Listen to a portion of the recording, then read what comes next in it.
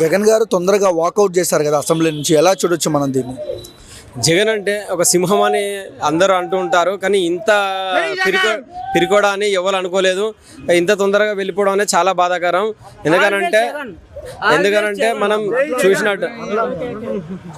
మనం చూసినట్టయితే జగన్ గారికి ఒక టైగర్, ఒక సింహం అని, ఒక పులివెందుల పులి అని అంటారు.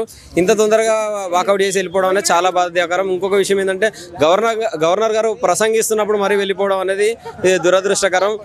అతనికి ఓట్లు వేసిన ఒకసారి ప్రజలు కూడా ఒకసారి ఆలోచించుకోవాలి. జగన్ గారు ఎందుకు ఓట్లు వేసామా ఇతనికి అని ఒకసారి ఆలోచించుకోవాలి. ఎందుకంటే అతను గతంలో కూడా 151 సీట్లు వచ్చి 20 ఎంపీ సీట్లు వచ్చినప్పుడు కేంద్రం మెడల్ మంచి మరి ప్రత్యేక హోదా తెస్తా అన్నాడు. కానీ ఈరోజు చూస్తే ప్రతిపక్ష హోదా అడుక్కుంటే స్థితిలో ఉన్నాడు. ఇతను ఎలాంటి నాయకుడు అనేది ఒకసారి అర్థం చేసుకోవాలి. గతంలో కూడా ఈయన విధానాలను ఏ విధంగా ఉన్నాయని కూడా ప్రజలు ఒకసారి గమనిస్తున్నారు. ఎందుకనంటే ఆయన 3 రాజధానులు అన్నాడు, ఏ ఒక రాజధాని కట్టలేదు.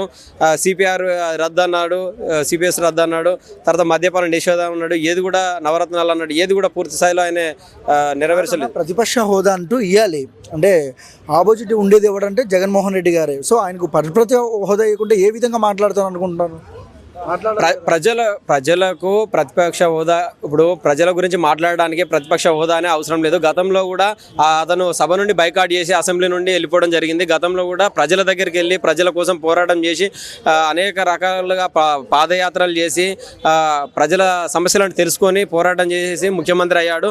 ప్రజల సమస్యలను తెలుసుకుంటేనే తప్ప ఏదో ప్రతిపక్ష హోదా అడుక్కోవడం, ఈ చిల్లర స్టంట్స్ అనేది మానేస్తే తప్ప మళ్ళీ జగన్ గారు సీఎం అయ్యే అవకాశాలు చాలా తక్కువ.